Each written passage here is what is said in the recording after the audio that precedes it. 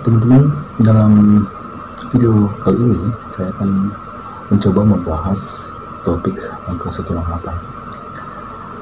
Di statistik web saya, angka 168 adalah salah satu kata kunci yang paling banyak mengarahkan pengunjung ke website saya. Ini berarti bahwa orang-orang cukup tertarik tentang apa sebenarnya makna yang dikandung di balik angka 168 itu. Sejak masa kuno, angka 168 memang telah mendominasi alam pemikiran manusia. Jejak keberadaan atau keunikan angka 168 setidaknya dapat kita temukan dalam matematika, aspek budaya hingga spiritual. Dalam aspek budaya, angka 168 dapat kita lihat digunakan sebagai jumlah titik-titik pada kartu permainan domino. Sementara dalam tradisi Cina, angka 168 dianggap angka keberuntungan. Oleh karena penyebutan angka 168 yaitu Yi Lu Ba dalam bahasa Cina itu homofon dengan frase Yi Lu Fa yang berarti keberuntungan sepanjang jalan. Dalam perhitungan hari, angka 168 juga kita temukan pada jumlah jam dalam seminggu, yaitu 7 kali 24. Dalam matematika, angka 168 adalah jumlah bilangan prima yang terdapat dalam deretan bilangan 1 hingga 1000. Lalu masih dalam bilangan prima, 168 adalah jumlah dari 4 bilangan prima berturut-turut, yaitu 37 tambah 41 tambah 43 tambah 47. Dalam bilangan sempurna atau perfect number, angka 168 juga memperlihatkan eksistensinya pada dua bilangan sempurna pertama, yaitu 6 dan 28. Jadi kalau angka 6 dan 28 ini kita kalikan, hasilnya 168.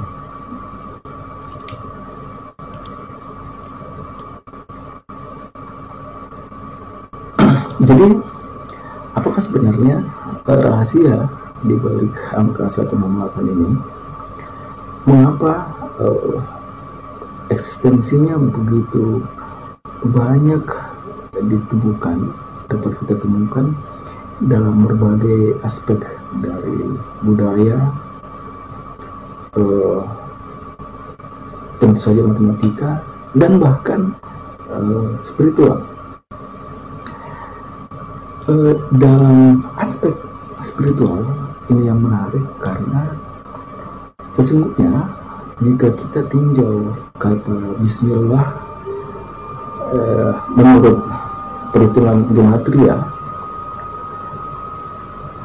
kata Bismi itu jumlah gematrianya 102, sementara Allah itu jumlah gematrianya 66. Artinya jika dijumlahkan jumlah gematria Bismi dan Allah, totalnya itu 168. Yang menarik dari angka 168 karena ia juga dapat kita temukan pada aspek dunia kuantum. Selama ini para fisikawan mungkin tidak tertarik mengamati dan mempertanyakan mengapa pada tingkat partikel fundamental hanya ada 1 Higgs boson, 6 quark, dan 8 gluon yang berinteraksi. Hanya 6 entitas dari keluarga quark ini saja yang berinteraksi dengan 4 gaya fundamental, dan hanya quark saja yang berinteraksi dengan gaya kuat strong force yang dimediasi gluon. Dan saya melihat ini yang menentukan jalan cerita formasi 168 dalam dunia kuantum. Jadi kita bisa menyimpulkan bahwa satu Higgs boson memberi arti dalam tanda kutip massa kepada 6 quark, lalu datang 8 gluon yang mengikat. Yang menarik, setelah gluon bekerja mengikat quark dan menghadirkan proton dan neutron sebagai partikel inti atom, kita kembali menemukan angka 168 walaupun tidak lagi utuh pada nilai konstanta massa proton dan massa neutron. Deretan angka pada konstanta massa neutron misalnya 1,675 bisa dikatakan sangat dekat dengan 168, dan tentu saja 1,675 dapat dibulatkan menjadi 1,68 kan. Apa sebenarnya yang ingin disampaikan Allah dengan keberadaan eksistensi 168 dalam berbagai aspek di alam semesta ini?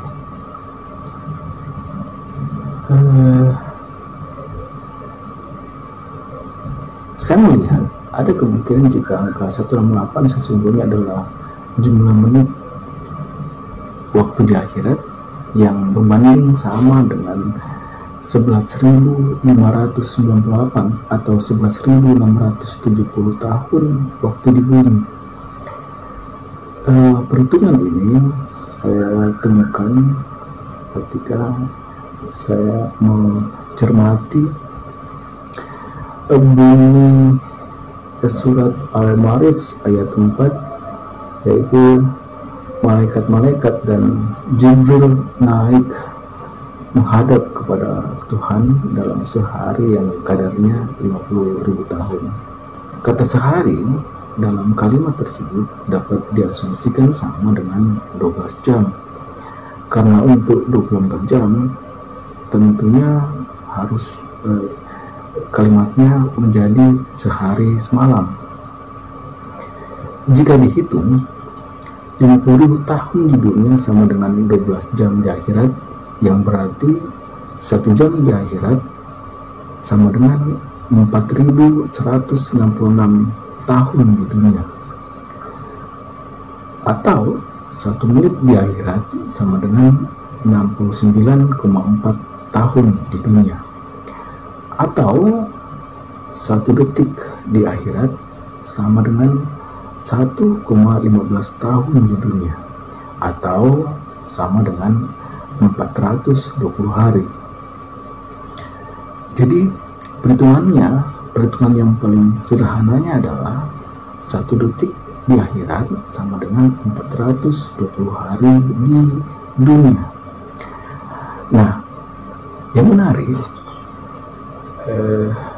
jumlah 420 hari ini dalam satu putaran 1 detik di akhirat ternyata dapat kita temukan pada kalender wuku yang saat ini tersisa digunakan di Bali.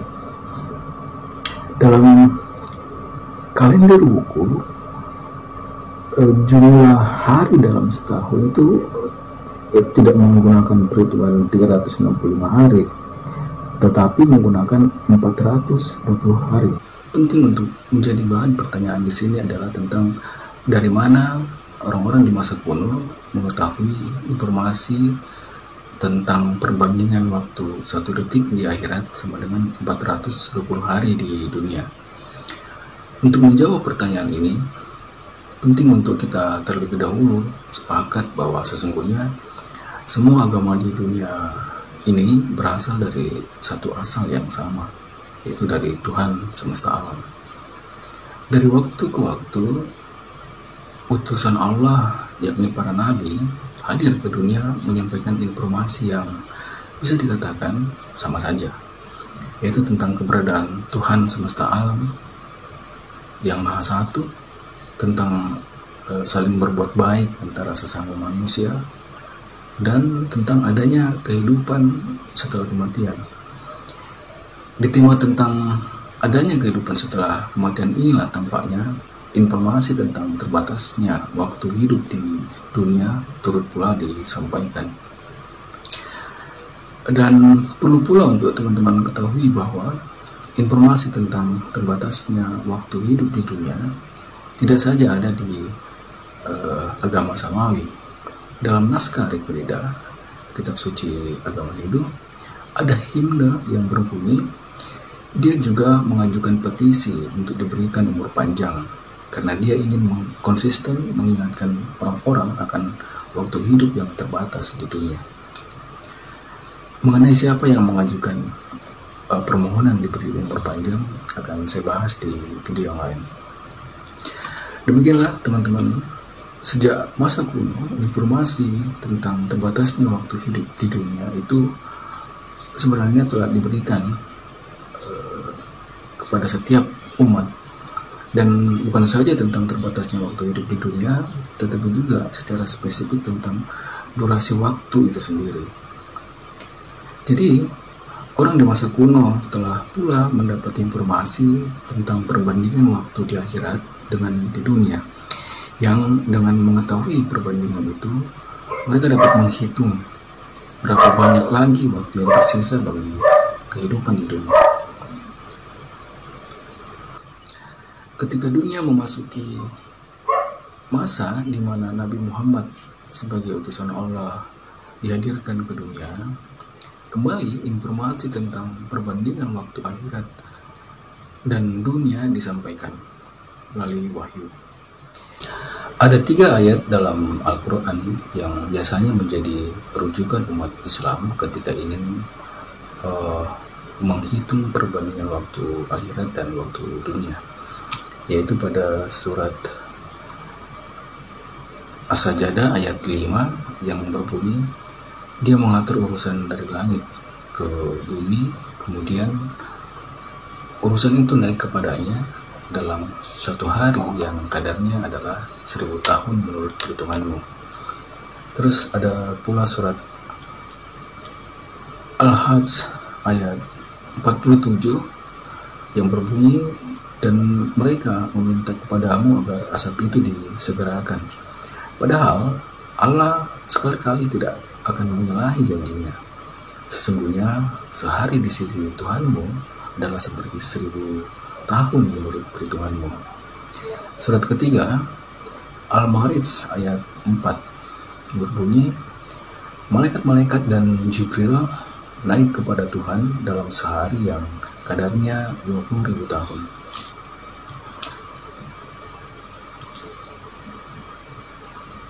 Dan ketiga ayat ini saya melihat hanya surat Al-Ma'arij ayat 4 saja yang informasi perbandingan waktu akhirat dan dunianya selaras dengan perbandingan waktu di masa kuno, yaitu 1 detik di akhirat sama dengan 420 hari. Perbandingan waktu yang diterapkan pada kalender wukuf yang menggunakan durasi waktu 420 hari untuk 1 tahun. Basis hitungan kalender wukuf tampaknya tidak mengacu atau berdasar pada model kalender Samsiah matahari ataupun kalender Kamariah atau bulan, tapi mengacu pada kesadaran spiritual mereka pada waktu akhirat. Dengan kata lain, saat mereka menghitung hari demi hari yang berlalu, ketika hitungan itu mencapai 420 hari, maka secara spiritual mereka menyadari telah berlalu pula 1 detik waktu di akhirat. Ini bisa dikatakan merupakan gambaran spiritualitas betapa orang-orang di masa lalu berupaya menyelaraskan eksistensinya di dunia menurut waktu akhirat. Demikianlah teman-teman, perhitungan kalender wukuf adalah wujud realitas dunia, hal esensi yang telah diketahui orang-orang di masa kuno, namun kemudian terlupakan dalam perjalanan waktu. Beruntung masyarakat Bali yang ketat menjaga tradisi kuno masih menyimpan informasi tersebut. Ketika Allah kembali mengisyaratkan informasi tersebut dalam surat Al-Ma'arij ayat 4, dia membahasakannya dalam bentuk kalimat perbandingan yang menuntut upaya kita untuk mencermati dan menelaah secara komprehensif agar dapat memahami makna yang dikandungnya. Dan ketika kemudian hasil pencermatan makna di balik surat Al-Ma'arij ayat 4 sangat jelas mengisyaratkan adanya keselarasan dengan tradisi kuno yang tersimpan dalam budaya masyarakat Bali, yang pada hari ini kita sebut sebagai budaya Hindu Bali, maka sudah semestinya jika kenyataan tersebut dilihat sebagai cara Allah mengaitkan kebijaksanaan yang dihadirkan di muka bumi melalui para utusan-utusannya dari masa primordial hingga ribuan tahun selanjutnya. Tentunya termasuk kebijaksanaan yang disampaikan Nabi Muhammad, juga utusan-utusan yang akan terus hadir hingga akhir zaman. Dengan kata lain, ini menjadi syarat bahwa untuk mengetahui hal-hal esensi, kita tidak bisa hanya mencermati ilmu yang tersaji dalam tradisi agama yang kita anut saja. Prinsip ini memang agak riskan jika dicerna oleh orang-orang yang tidak dapat melihat gambaran besar. Hitungan perbandingan waktu yang disyaratkan surat Al-Ma'arij ayat 4 terbukti selaras dengan beberapa petunjuk lainnya. Petunjuk itu bisa kita temukan dalam beberapa hadis, dan bahkan isyarat surat Al-Ma'arij ayat 4 juga selaras dengan makna di balik surat Al-Asr. Pertama-tama saya ingin menyampaikan terlebih dahulu riwayat hadis yang saya lihat selaras dengan isyarat perbandingan waktu yang disampaikan dalam surat Al-Ma'arij ayat 4. Dalam buku The History of Al-Tabari volume 1 halaman 288, Al-Tabari menyampaikan informasi bahwa Adam diusir dari Firdaus pada jam ke-9 atau ke-10 pada hari itu. Yang dimaksud jam ke-9 atau jam ke-10 dari hadis tersebut adalah jam 3 atau jam 4 sore.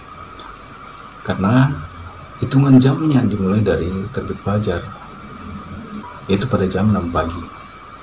Dalam dokumen dari awal-awal Masehi yang berisi panduan ibadah harian Yahudi dan Kristiani, awal hari terhitung dari jam 6 pagi pada saat terbit fajar, dan akhir hari berada pada jam 6 sore pada saat terbenam matahari.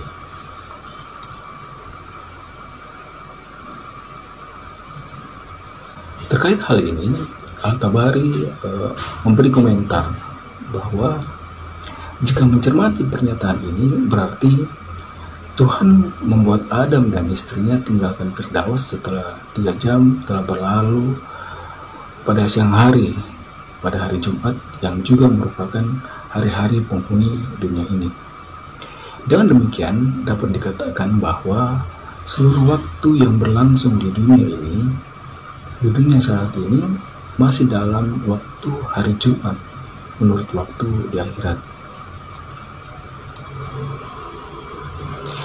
Dari informasi ini kita mendapat gambaran bahwa Adam dan Hawa tinggalkan Firdaus pada jam 3 sore yang berarti telah memasuki waktu asar.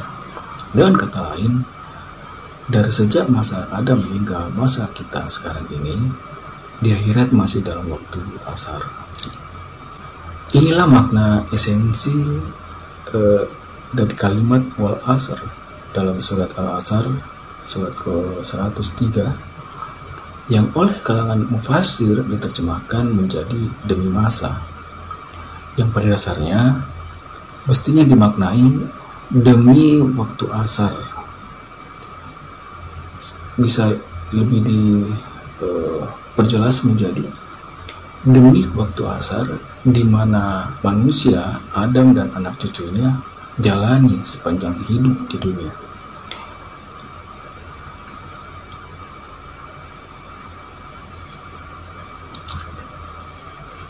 sangat penting untuk mencermati secara jeli bahwa surat Al-Asr secara jelas hanya menyatakan bahwa masa kehidupan Adam dan Hawa dan anak cucunya di dunia hanya berlangsung sepanjang waktu asar saja.